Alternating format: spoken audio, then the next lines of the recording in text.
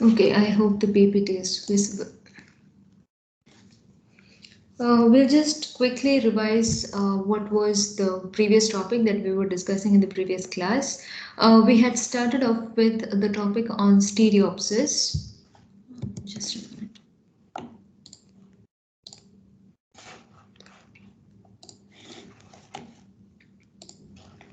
Okay, so we were learning about stereopsis, and we saw that you have two different concepts when it comes to 3D reconstruction of objects. One is stereopsis, where you use two images, and from those two images, you try to calculate what is the corresponding. Let's say you have two corresponding points in both the images, okay, and you try to find which is the actual point in the 3D world coordinate which corresponds to those 2 points in the images, right? And you just use two images for that.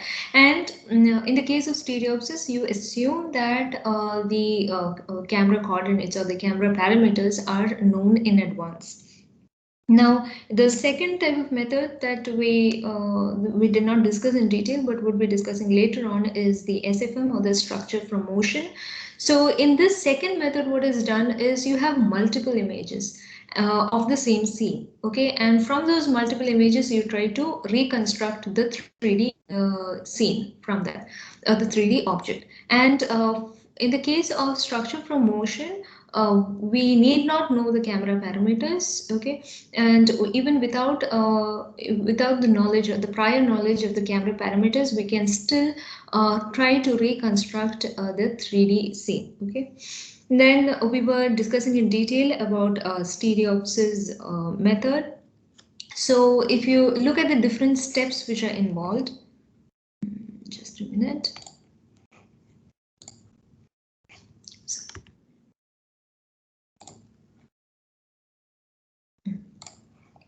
Okay, so if you look at the different steps which are involved, you have the first step where the camera parameters needs to be known in prior, okay, and then comes the epipolar constraint. You need to know the concept of epipolar constraint and how it can help with finding the corresponding pairs.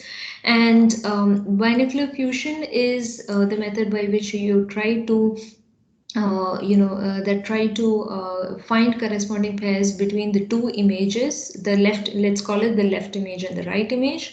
And followed after that, it is followed by the binocular reconstruction, where finally what you do is you try to find out what exactly, or which is the exact coordinate for the 3D point. Okay, so these are the different steps.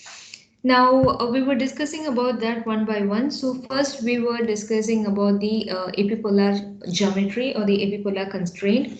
So what we saw was that, let's say P is the is one of pi is one image plane, and P is the image of the 3D point capital P, okay, in the image plane which is given by pi. So in this case, let's say the camera, the center of the camera of this corresponding image is given by O, okay. So you have this line. If you just try to using the camera projection model, okay, you can say that the capital point P, that is the 3D point P, would lie along the line which is joining O and small p, that is along the line which is joining the camera center and the image of that point P. But if you have only one particular image and you try to see, if you're trying to locate the position of capital P, which is a 3D point P, it would be difficult to locate, because even if you have, let's say you have a point, another point over here, let us call it P1, or let's say you have another point here which we can call it P2. In all these cases, for P, P1 and P2, which lies along the same line, it gives the same image. Okay, so that is the same image point, small p. So what happens is, if you have just a single image, you cannot exactly say for sure what is the depth of this point P. You know that it lies along this line, but where exactly along this line is not something that we can find out, right? So with normal cameras basically. And so we will need at least another image, at least two images, in order to find out where exactly is the position of this 3D point capital P. So let's say you have another image, let's call it as a right image. So in this right image, which is present in the image plane pi dash, let's say, and the corresponding image point is p dash. Okay, the point which corresponds to the same 3D point p would be p dash in this case. Okay, and so we're just assuming that. Okay, so that means this point p dash actually represents the 3D point P, okay, in this image, and the point P, small p, represents the 3D point capital P in this particular image plane. Okay, so both this P and P dash are the matching points or the correspondence points which represents the same 3D point capital P. Now, another concept which we were discussing about the epipolar plane. What do you mean by epipolar plane? So this plane where the plane which is constituted by the points O, P, capital P, P dash and O dash. Okay, this particular gray region plane is what you call as the epipolar plane. And in this epipolar plane, okay, you can see that the image plane pi, okay, is intersecting this plane. Here, another image plane pi dash is intersecting the epipolar plane. So, given a 3D space or a 3D, three-dimensional space, what we see is any two planes will always intersect. Okay, two planes will always intersect, and so here you can say the image plane pi will intersect with the epipolar plane. Okay, and two planes will always intersect along a line, right? So we can say that it intersect along a line which is called as the epipolar line, and we can denote it by L, the letter L or the variable L. Similarly, the image plane pi dash would intersect with the epipolar plane along a line which we can call it as L dash, and these two lines are called L and L dash. They are called as epipolar lines. Okay, so these are some terms that you need to be familiar with. Now another term you need to know is the points here, E and E dash. Okay, so basically E is the point where the epipolar line will coincide or intersect the baseline. So baseline means the line which is joining O and O dash. Okay, this particular line is what you call as the baseline. Okay, or you can say the line which is joining the camera centers, right? O and O dash represents the camera centers. If you have two cameras capturing these two images, right? So the line which is joining the camera centers is called as the baseline, and the point at which the epipolar lines intersect with the baseline is what you can call as the epipole, and it is represented by small e and e dash. Okay, so these are some terms that you need to remember, and these were something which we were discussing last class also. Then we discuss the point where let's say you have multiple points along the same line, and as I said before, you a single image, so all these points P, P1 and P2, the image of these points will be the same, right? It would be small p. Now, if you want to find out, or as I said, using a single image, you won't be able to find out what exactly is the depth or where exactly is this position of capital P. Is it here? Is it here? Okay, it's not, we cannot find out using a single image. So let's say when you have another image, okay, which captures the same scene, and if you can find out the corresponding points, what we see is that along, corresponding to point, the 3D point P, you have an image, let's say P dash. Corresponding to P1, you have another image P1 dash. Corresponding to P2, you have another image P2 dash, correct? So that means if you look along the epipolar line, you will see that, okay, you will be able to find out what exactly is the depth between these two, the different points, okay? Whereas here, using a single image, you're not able to find out, but when you have another image, you would be able to easily find out what is the distance between each of these points, okay? And you get different images in the second plane, okay? Now, so therefore you can say that this difference in the distance over here, the depth information, okay, that can be easily visualized when you're trying to apply the epipolar constraint. And one more point here, an important point is that Okay, according to the epipolar constraint, if you have an image P in the first image, let's say pi, right? You have an image P, then the epipolar constraint says that you will have the corresponding point in the second image P dash will lie along the epipolar line L dash. Okay, again I'll just repeat again. Given a point P in the first image, there will be a corresponding point in the second image P dash, which will lie along the epipolar line L dash. Okay, it will not be lying anywhere else in the plane, but only along the line L dash. So this particular constraint will help us a lot in trying to exactly search and identify where is the location of P dash. Okay. And finding the location of P dash given the point P is important because you need to find that correspondence between the different points in order to finally find out where exactly is this position of P, or finding the position of capital P, which is the 3D point, is equivalent to saying that you are trying to reconstruct the 3D object or the 3D scene. Okay, because now in the 3D object or the 3D scene, what you have is a collection of different points in the 3D space, right? So you can think of it as kind of a point cloud over here. Let's say you have you're considering a ball, right? So let's say you have different let's say points, okay, 3D points which correspond to the ball, right? So in that case, each of these points will have such a geometry which needs to be taken care of. So here in this example, we are just considering one single point, that's all. Okay, and then we came across cross products and the skew symmetric metrics. We saw that we can, given a cross product, let's say A cross B, given a cross product of two vectors, you can replace it, or you can compute it easily when you're trying to use a skew symmetric metrics. And so you can write A cross B is equal to AX. Now this notation is for the skew symmetric metrics into B, okay?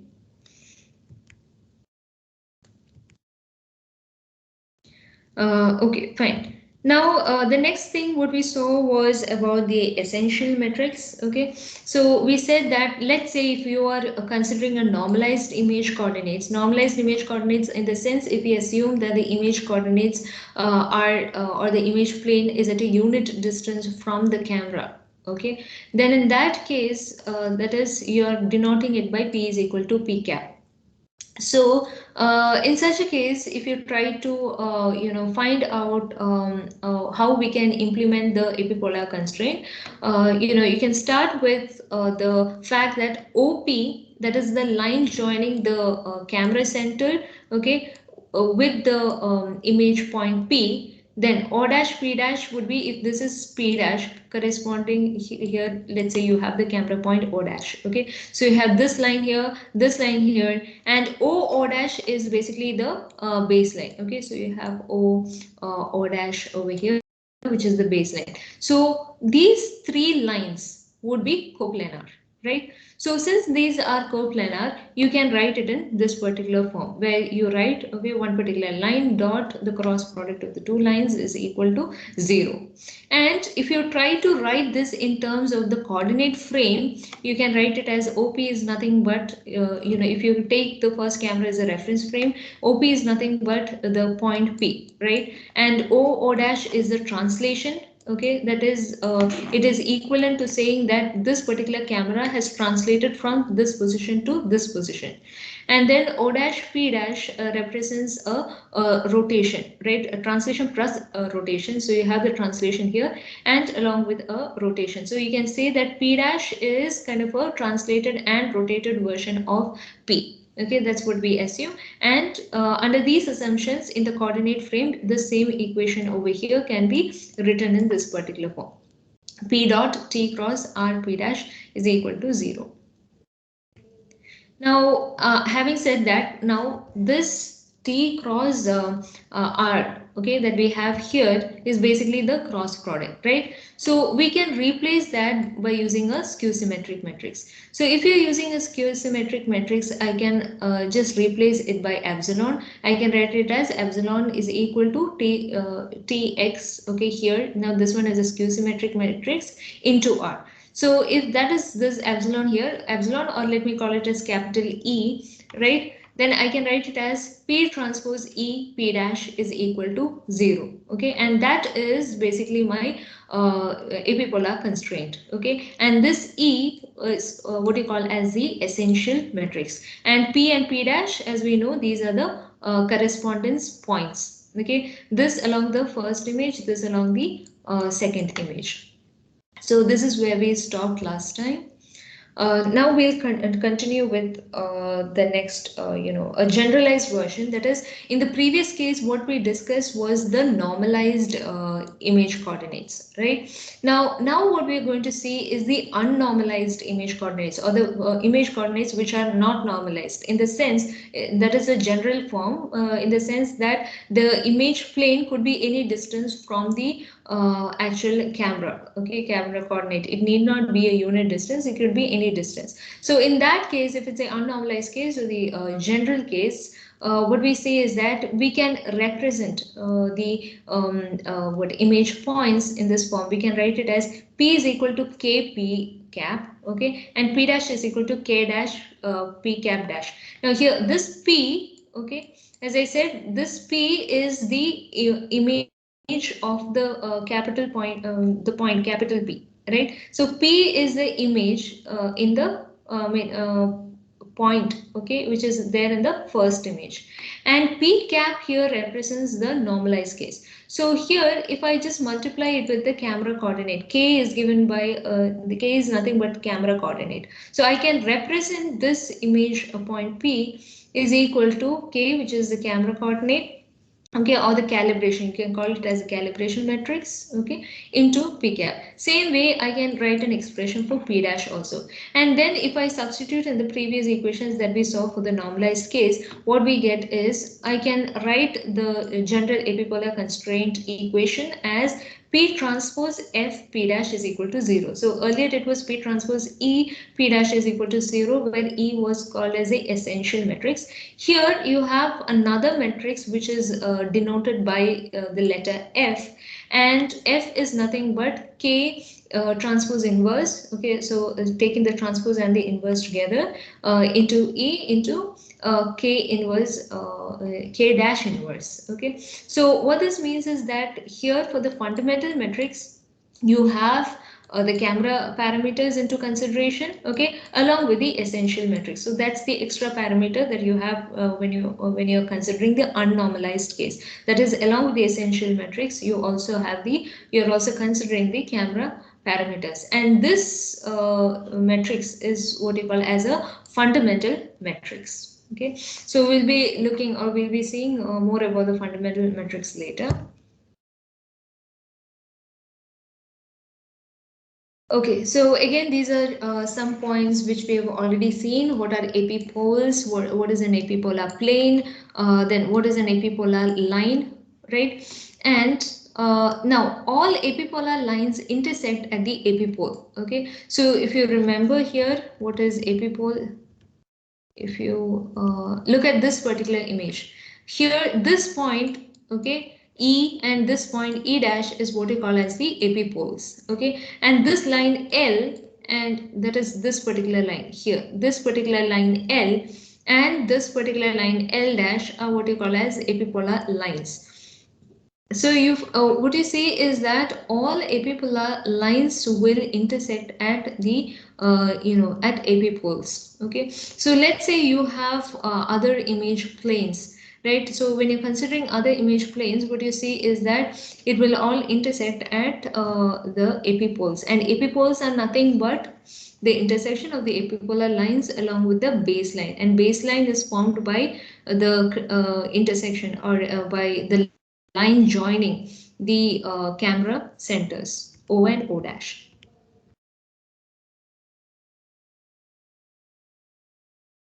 Yeah. So yeah, this is the same thing here. Okay, so now let us just try to understand this further over here. So we know that the epipolar line L dash here, right? Now this is just as different notation, okay? But it is the same. The concept is the same as before, but it's just another illustration of the same thing, right? So we know that the epipolar line L dash is the intersection of the epipolar plane and the image plane.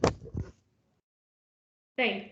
And we can define epipolar line L dash in another way. So earlier we just said in terms of okay, that it is intersection of the epipolar plane and the image plane. So if you are trying to define this in another way, let's just see how that is. So we can say that the line L dash, that is the epipolar line, is an image of the line CX. Okay, that is, see, you have the epipolar line over here, right? So you can also define this epipolar line, that is this particular line over here, L dash. You can say that it is basically an image of this line, okay, that is the line joining C and X, okay, this particular line. So when you are capturing using this second camera C dash, okay, so that is another way you can try to define this particular epipolar line. So that means here you have a point X, okay, and the corresponding point over here is X dash, right? So I can say the corresponding point of X will lie on the epipolar line L dash, which is the image of the line which is joining C and X. So if you try to join, C is basically the camera center. So I can find out the corresponding point of X in the next image, okay, by assuming that it lies on the epipolar plane, which is nothing but the image of this particular line which is joining the camera center with this point itself. Okay.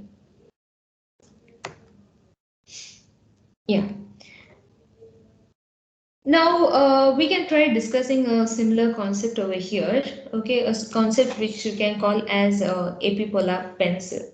Okay.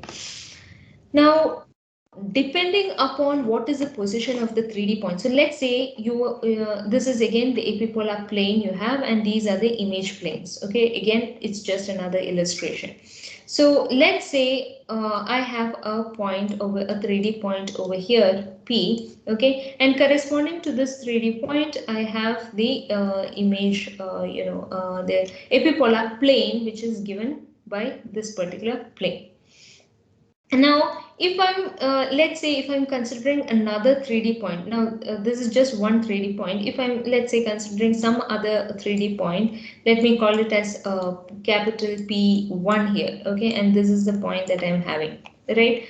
So when I try drawing that, what I get is, the epipolar plane which corresponds to this point P1 may be looking something like this. You may have another plane, okay, and this joins here, and this joins here, okay. Let's say just don't consider this line over here. So let's say it joins like this. Now, if I'm considering yet another 3D point, let's say I'm considering some 3D point over here, and that is given by P2, okay. And what you see is that again when I'm drawing, okay, I'll take another color. So again, when I'm trying to draw the epipolar plane, it would look somewhat like this. So you have a plane over here, and this is connected to this point here, and this is connected to this point here. So these points are basically the camera centers. We can just denote it by C and C dash for the camera centers, right? And this would be the epipolar plane, that is the plane connecting C, C dash and this P2, okay, the green color would be the epipolar plane which is corresponding to P2. So depending upon what is the 3D point that you are considering, you will have, you have different epipolar planes. But what you observe is that for all of these epipolar planes, what is common is the baseline. Okay, this baseline over here, C dash, would remain common. Okay, for all the 3D points, or for the epipolar planes of all the 3D points, right? So what that means is this baseline C dash, we can think of it as the axis along which the plane, these epipolar planes, are being rotated. Okay, in this sense, see, if for the first point P, you have this gray color epipolar plane, right? Now, if you're considering a point P1 above P, okay, the corresponding epipolar plane, which is in red color, okay, is somewhat like, it can be assumed as if it is a rotated in the sense it has just moved up, right? So it is a rotated version of the previous epipolar plane along the axis CC dash. Again, if you consider another point which is above P2, again, we can visualize this as if the epipolar plane of the previous case has been rotated about the CC dash axis, right? So since CC dash axis, okay, is the baseline is fixed for all the epipolar planes, we can think of the baseline as the axis along which we are trying to rotate the epipolar planes, right? So these family of planes is what you call as epipolar pencil. Okay, so the family of planes that can be formed, or that can be assumed to be rotating about a given baseline axis, is what you call as as the epipolar pencil. Now, what we see is that all the epipolar lines, okay, of these different, epipolar planes would intersect at the epipole. So what we see is that always all these planes over here, it will intersect at the epipole. Epipole is nothing but the intersection of the epipolar line with that of the baseline. Okay, so let us just try to understand this concept in terms of, with the help of some examples over here. So let's say you are taking an image of a vessel over here, right? And so you have the left image and the right image, or you can call it the first image and the second image, right? So in this case, okay, so in this case, what we see is that the corresponding epipolar lines and the points and everything has been just described over here too. Okay, so if you look at this particular image, all these white lines that you see here, okay, these are basically the epipolar lines. Okay, and these points that you see over here, okay, those are the points small p. So what we saw was that, okay, we have those points small p, right? And along these small p, what you're trying to find out is, in the second image, you try to find out the corresponding p dash, right? So you are given the points p, from that you try to find out p dash, right? And what we see here are the epipolar lines, correct? So here we can assume that the transformation that occurs between the two images, the left image and the right image, is only a translation and rotation. So let's just to ease our work, let us assume that the only transformations that has occurred is the okay, this is R, this is supposed to be R. Okay, is only the translation and rotation transformation has occurred, right? So these epipolar lines, if you look at both the images, what do you see is all these epipolar lines will always intersect at epipolar poles or epipoles, right? That is something which we have already discussed. All epipolar lines will intersect at epipole.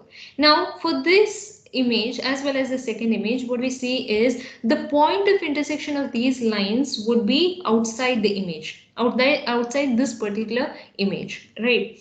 So for both the cases, it is outside the it is located outside the image, outside the given image.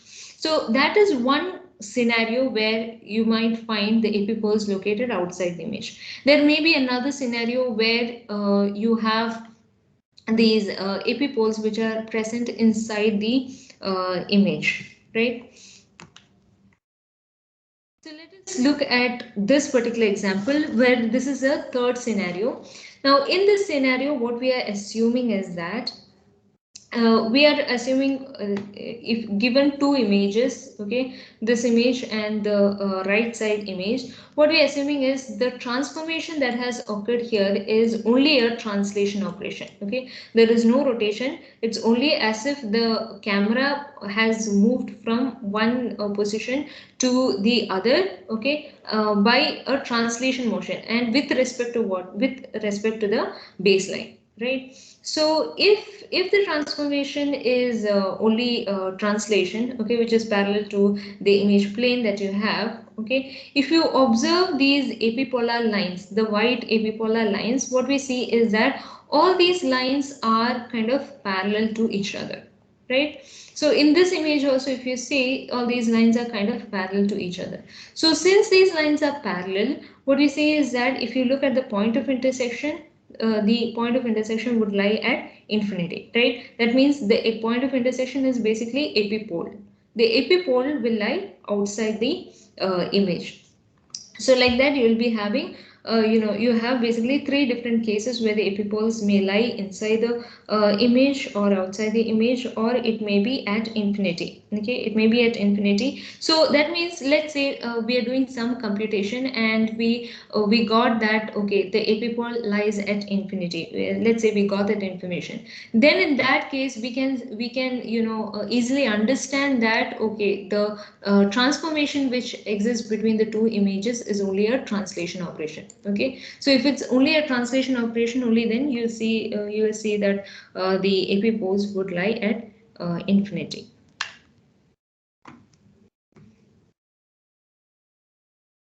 Okay, so and now we were looking at just some theoretical concepts.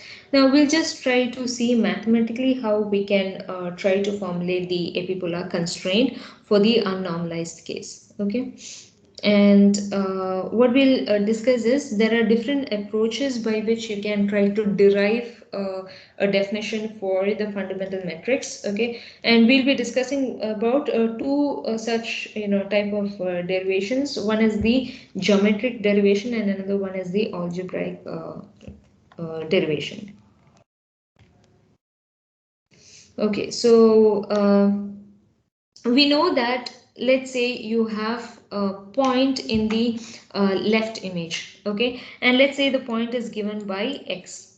Okay, then what we can say is that given a first image where you have a point x, okay, there will be in the corresponding in the next image or the second image, there will be a corresponding image, okay, which is given by x dash. And we know that this particular corresponding point x dash would be located along a epipolar line, right?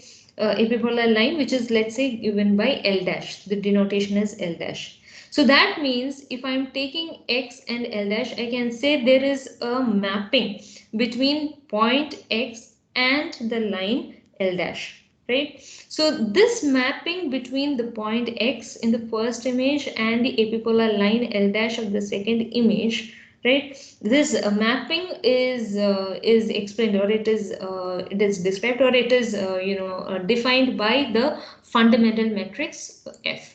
Okay, so earlier we already came across the fundamental matrix, and what we saw was that this fundamental matrix F, okay, in terms of the epipolar constraint in the unnormalized or the generalized image coordinates, we can write it as P transpose FP or PF. P transpose FP is equal to 0, right? So where P is basically the image, P and P dash are the image correspondence pairs, right? So in this example, what we're doing is, instead of P, the same point, you're just representing it as X. So X is basically the point in the first image, right? And we can say that there is a mapping between the point X and L dash, right? And this particular mapping is explained, or it is defined by the fundamental matrix F. Okay, and we will be seeing in detail how the fundamental matrix works too. Just a minute.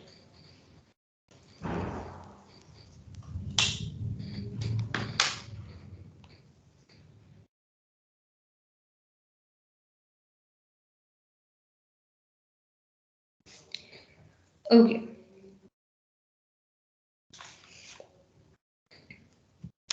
So now, having said that, we know that there is a mapping between x and L dash. Okay. Now, what we can do is we need to find this mapping, right? So, in order to find the mapping between x and L dash, okay, there are two different steps that we can, follow. So, we are first discussing about the geometric derivation. Okay, and for the geometric derivation, there are two steps by which we can try to find out this particular mapping. So the first step is that the point x is mapped to some point x dash in the second image, okay, which is lying in the epipolar plane L dash, right? So this point x dash is potential match for point x. Now that means you have a given point x over here, okay, and what we try to do in the first step is we try to calculate a potential match, or what is the possible value of p dash that could be present in the second image. Okay, so a potential match for the point x is first found. Okay, so potential match in the sense you're trying to find the correspondence, okay, but what you're saying is that it need not be the exact same point, okay, the exact same correspondent point. It could be something which is as close to that, a potential candidate for that. Now, once you have found out the that particular potential match, okay, or correspondence point, then what we do is we try to compute this epipolar line L dash, okay, and how you compute it is we just try to find the line which is joining x dash, which is the point in the second image, to the epipole e dash. Okay, so x dash is nothing but the potential match that you have, or the correspondence point that we have found for x, right? So once that is found, what we do is we just try joining this with epipole in order to find out this epipolar line L dash. Now once you know what is epipolar line L dash, right, then we can easily find out what is the mapping between this x and L dash. Okay, so that is the basic concept of how you can try to compute the fundamental metrics. Okay, so let's discuss about each of these points in detail. So, as I said, the first step, what we do is we try to, so you have a point x over here, right? So what we try to do is for this point x, we try to find out what is the best match, or what is the possible candidate for the correspondence, okay, in the second image, and that is given by x dash, right? So in order to do that, what we can do is we can assume a hypothetical plane. So here let us call this as the plane pi. Okay, it's a hypothetical plane pi. Okay, and on this plane pi you have a hypothetical point capital X. Now this capital X is nothing but the point which is corresponding to x and x dash.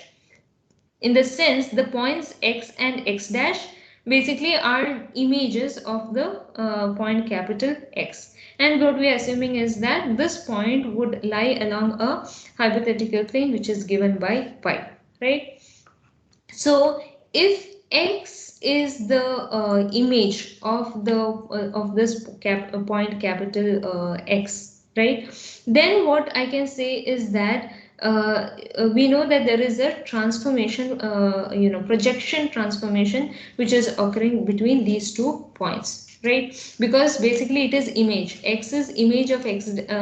Capital X means when you're taking, or when you're considering image points, definitely that is considered as a projective transformation between those two points, right? So similarly, if I consider this particular plane, right, and if I consider, let's say, the point x dash, similarly I can also say that there is a projective transformation that exists between this x dash and the capital capital letter X, or the point, the 3D point in the hypothetical plane which is given by capital X. So there is a projective transformation between x and x, capital X. There is also a projective transformation between x dash and capital X. So we can actually combine these together, okay, and we can say that, okay, so that means since you have a projective transformation with x and a projective transformation with x, then between these 2 points also you have a projective transformation. You can combine that together, right? And you can say, let us just denote that particular projective transformation by the letter or the denotation h pi, okay.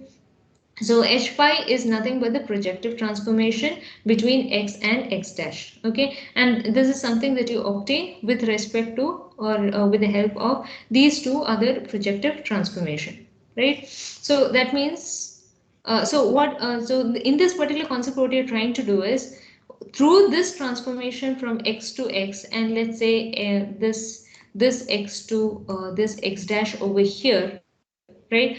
Through this, what you're trying to achieve is the combined projective transformation to say what is the mapping between x and x dash. So it is as if you are trying to transfer the point along the hypothetical plane that you have, right? So therefore this particular process is also called as transfer via the plane pi, okay. It's as if you're trying to transfer the information, okay, along the plane pi, or with the help of the plane pi.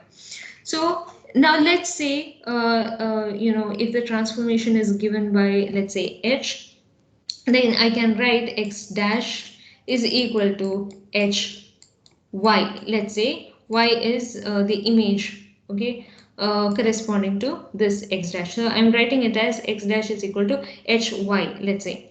And again, so this is with respect to the first camera, right? So I can also write it in terms of the second camera. That means this particular point y, which is the 3D point, can also be obtained from this. So or instead of y, let me just put it as capital X so that it becomes easier to understand. Okay, so let's say I'm putting it as capital X. So this x dash is equal to hx is coming from the first point over here, or the first image over here, right?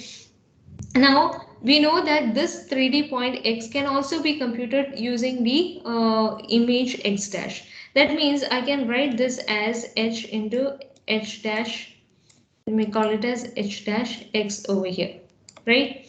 So what happens is, this h denotes the projective transformation between these 2 points, and this h dash represents the projective transformation between these 2 points, right? So by combining this h and the h dash projection matrices, right, I can write this as equal to h suffix pi x, okay, where this is what basically the h suffix pi x, okay. So this particular concept, as I said, it's called as transfer via plane pi, okay.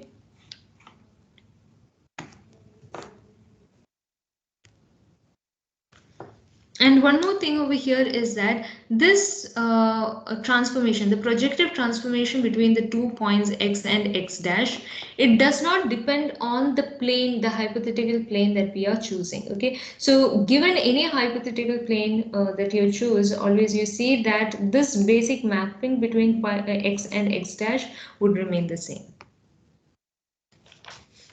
Okay.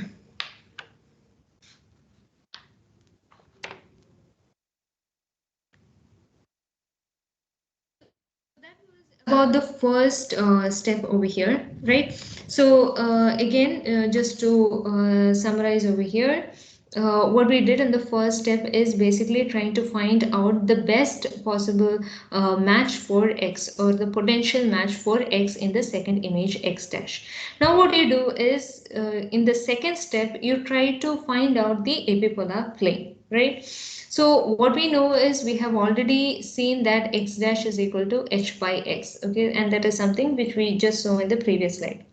Next, what we need to do is, we know x, there is a mapping between x and L dash, right, where x is the image of the point in the first image plane, and L dash is the epipolar line in the second image plane, right? So, and there is a mapping between x and L dash, and we are trying to find out this mapping here, right? So what we know is now this line L dash, the epipolar line L dash, it passes through the point X dash and the epipole E dash on in the second image, right? So if that's the case, then I can write this as L dash. I can write here. This particular matrix comes from this. I can write L dash is equal to E dash cross X dash. Okay, same thing is written over here. Okay, I can write L dash is equal to A dash cross X dash. Okay, basically because we know that the line L dash passes through the point X dash, okay, and the epipole E dash. Therefore, I can write it as a cross product of these two points which lie along the line, right? Now, once you write L dash is equal to E dash cross X dash, as I said earlier, the cross product can be represented in terms of the skew symmetric matrix. So I can write it as E dash X dash, where this one that you see, this is basically this one, this particular factor that you see is basically the skew symmetric matrix, right? Now, if you substitute this equation of x dash that we have received above, what we'll see is I can just substitute x dash is what h pi x, right? So substituting in this equation, what I get would be L dash is equal to, I can write that is equal to fx, where f is given by this one, that is the skew symmetric matrix of E into h pi, okay, which is the projective transformation between x and x dash.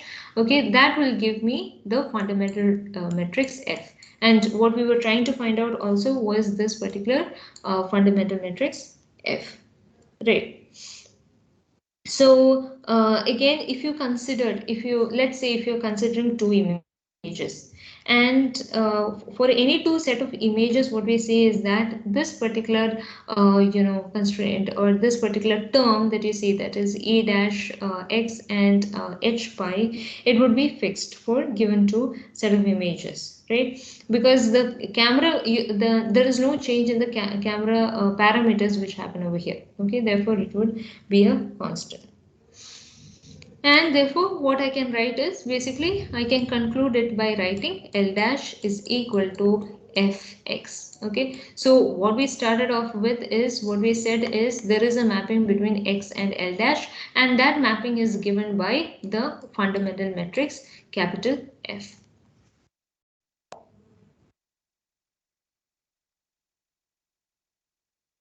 Okay, so we were looking at the geometric derivation, right? So geometrically, when you try to look at this, what you can say is the fundamental matrix.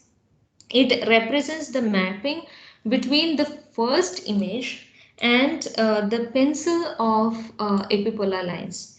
So if you remember the pencil of epipolar lines is nothing but the family of planes which are rotating about the same baseline is what you call as the pencil of epipolar lines, right? And what you can say is the fundamental matrix F is basically trying to map the first image with that pencil of epipolar lines. So if we are choosing, let's say, a different image plane, the pencil of epipolar lines also will accordingly change, okay, with a different image plane. So as I said earlier in the earlier figure, even if we are trying to assume a different hypothetical plane pi in order to compute, or in order to do the transfer of points via the plane, right? Still, it is really not required for computing the mapping, because the h pi, the projective transformation which exists between the points x and x dash, would remain the same.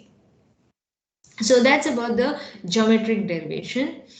Now, another derivation of the fundamental matrix is the algebraic approach. Okay, so in the algebraic approach, what we do is we just look at a set of equations and try to understand how that works. So what we know is that from the camera projection model, okay, I can write px is equal to x, or the other way around, that is x is equal to px, right? So here the small x is basically the point, okay, the image point that you have, and capital X is the 3D world point that you're having, right?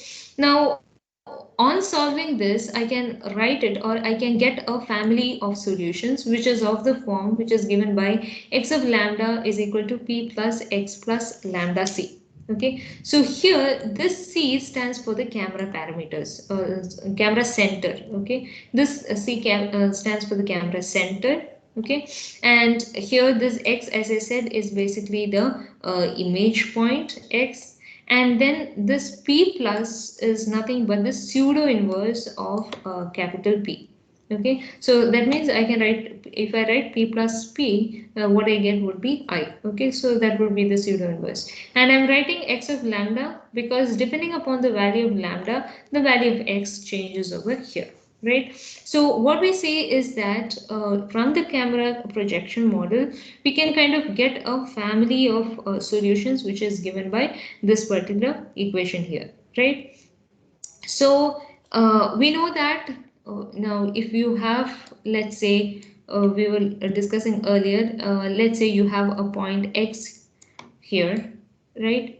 And let's say you have a corresponding point capital X over here, right? So if this is the line which is joining, let's say the center, you have C, the center here, right? If you have other points, if you're considering other points along this particular line, if you're using a single image plane, you won't be able to find out, this image corresponds to which of these points over here, right? So when you're given another image, you see that we'll be able to clearly detect or clearly find out which is the point of intersection, and therefore we can choose that to be the capital X. Okay, but as long as you have only one image, what we say is that there would be there is a possibility or chance that this X could lie anywhere along this particular line. Okay, so that is how when you're algebraically trying to implement that, you say that it is a family of solutions. Okay, because there's not just one point over there.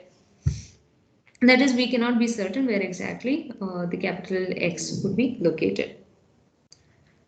So what we can say is that by changing the value of lambda in this equation over here, by changing the value of this lambda, you can get different values of capital X, right? And capital X is nothing but the the point, the 3D point, right? And you can get different values for this capital X. So let's say, suppose if I'm assuming lambda to be 0, or this term will go off, right? And therefore I get, or I can say that this point would be completely dependent on P plus X. Okay, where P plus is a pseudo inverse of P, and you have X, which is basically the image point, right? Now, if let's say the value of lambda is a very high value, so if this is a very high value, that means the second term will now dominate over this first term. Okay, when that is, it will dominate on x. Okay, but at the same time, this first term can be discarded if you have a large value of lambda, right? And if the value, if or you can say that this is dominated by this point, means you can also say that since you have C over here, you can say that it is basically the camera center that controls it. Okay, so in that way, by varying the different values of lambda, you see that the image, the actual 3D points that you get, okay, for the same image, small x, the actual 3D points that you get would be multiple, right? And this is the case when you're considering just a single image. Next, what we need to do is we need to find out the epipolar line, right? In the geometric case also, we were trying to find out the epipolar line, right? So here, when trying to find the epipolar line, what we see is, after deriving from the above equation, I get it as P dash C cross P dash P plus X. Okay, that means the C over here, as I said, these are the camera center of the first image. Okay, and P dash are the camera parameters for the second image. Okay, so same way here also, you take the camera parameters of the second image into the image point itself. Okay, so L dash is equal to P dash C cross P dash P plus X. Okay, basically gives us the equation for the epipolar line, L dash. Okay, so how we can interpret this is, let's say you have, Okay, so let's say you have an image over here, okay, which is given like this, right? And let's say the corresponding camera center is given by C, okay? Now, if I have another image of the same scene, right? And this is taken from the camera viewpoint C dash here, okay? This is again the camera center of the second camera. Then what we see is this point C, okay, corresponding to this point C over here, you can have you can have an image of point C. So that means if I, let's say I'm just trying to locate it this way. If I'm trying to find the image of this camera center C here, I can kind of draw it this way. This is supposed to be a straight line, sorry, okay? And you'll see, let's say, some point over here, okay? And this being the image, I can write it as P dash C, okay? Where P dash C is basically the image of point C in the second image plane. So similarly, if I'm assuming there is a point, a 3D point, which is given by P plus X, okay, so let me write that out. Let's say it is written by P plus X. Okay.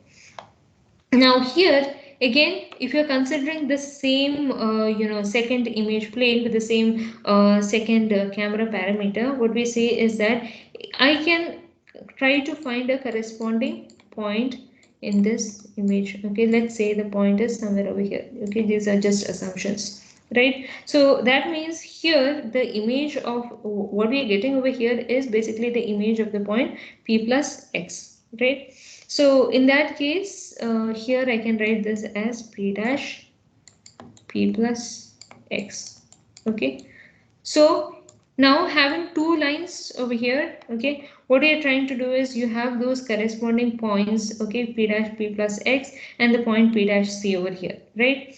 So if I try to join these 2 points over here, okay, if I try to join these 2 points, now this is basically the epipolar line, okay, that is the line joining these two planes, points, okay, in the same plane, okay, this particular line would be my epipolar line, and what we were trying to find out is the epipolar line, okay. So this same illustration, or this same representation is represented in algebraic form given by this equation. That is, algebraically I can express it as L dash, which is the epipolar line in the second image plane, is equal to P dash C cross P dash P plus X.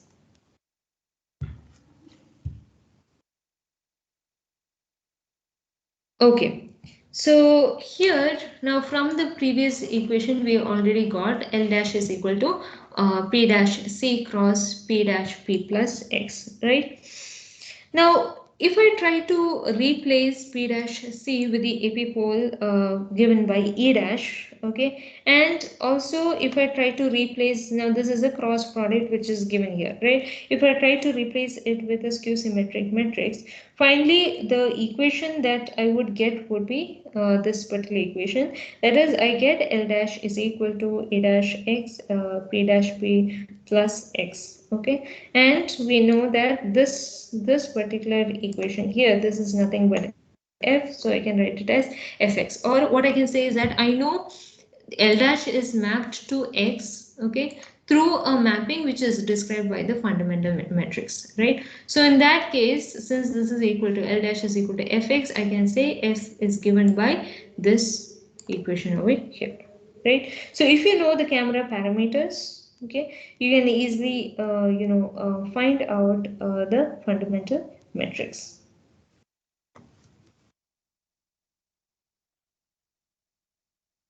Okay, so here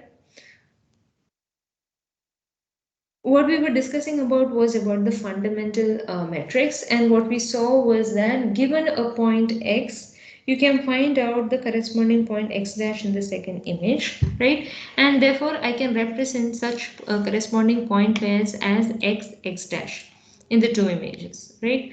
So I can write that expression as x dash transpose fx is equal to 0. We have discussed this when we were discussing about the epipolar constraint for the unnormalized case, right?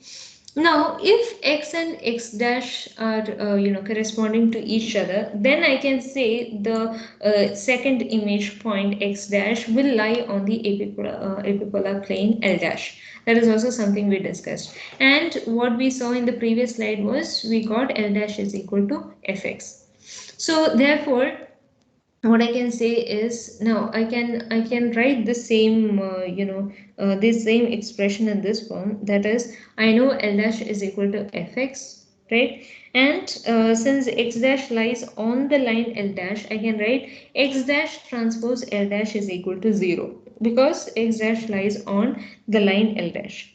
So from here, if I try to replace this expression for L dash, I'll get it as x dash transpose fx is equal to 0. Okay, so this particular term is equal to 0, and that is how you get this term over here, right?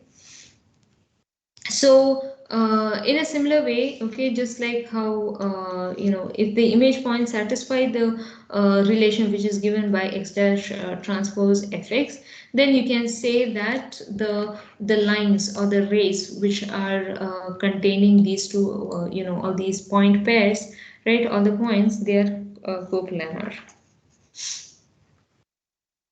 Okay. So here, if we know that the corresponding point pairs x and x dash, if that is already known to us, then that means we can easily find out the fundamental matrix F, because x is known to us and the corresponding a corresponding point match, okay, is given by x dash. So by using this equation here, that is x dash transpose fx is equal to 0, by using this equation, what I get is I can find out what is the expression, or I can compute what is the value of the fundamental matrix capital F, right?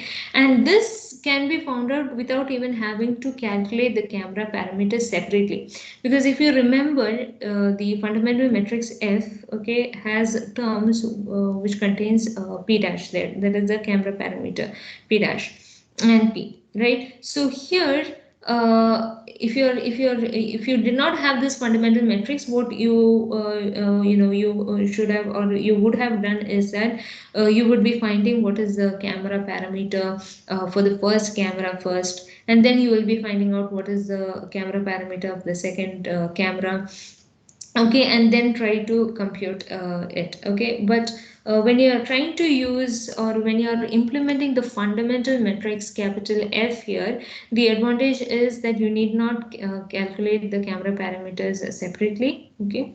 And in fact, the fundamental matrix, it computes the camera parameters of camera 1 and 2 together.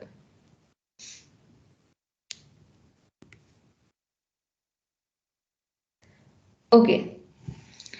Now, so let's say the camera parameters of the first image is given by capital P here, right? So I can write this. What we are going to discuss is about what are some properties of the fundamental matrix. Okay, so if I have, let's say, an image with the camera parameter which is given by capital P, and you have another image, okay, where the camera parameters is given by P dash, what we saw is that given these two images, the kind of transformation that we see over here, okay, it is the fundamental matrix. So the mapping between two point corresponding point pairs is given by capital F, which is the fundamental matrix, right?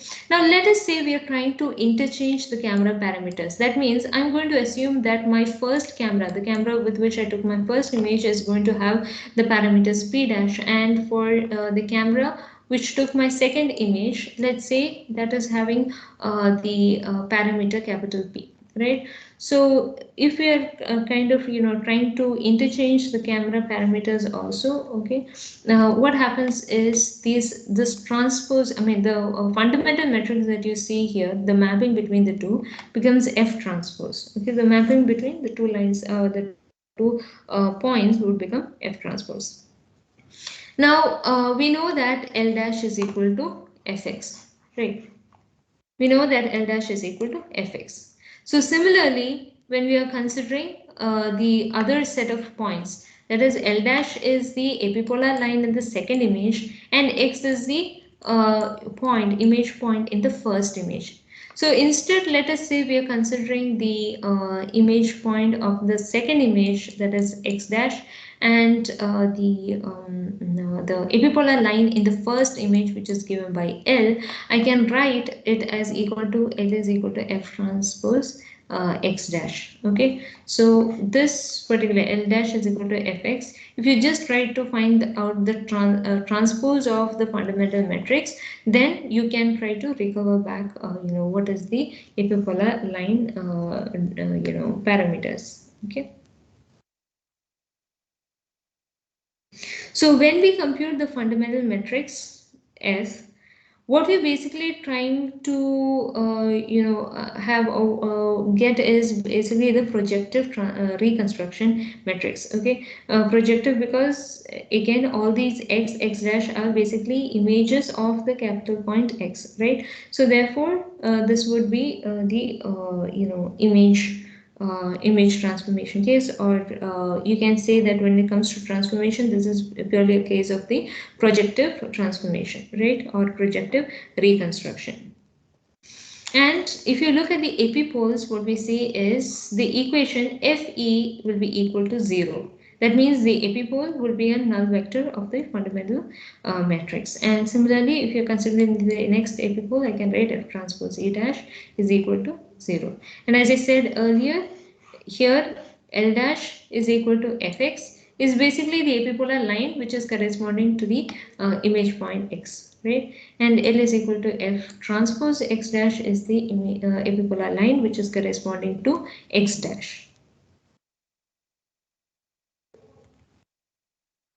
Okay, so now here what we saw earlier is that we have X dash.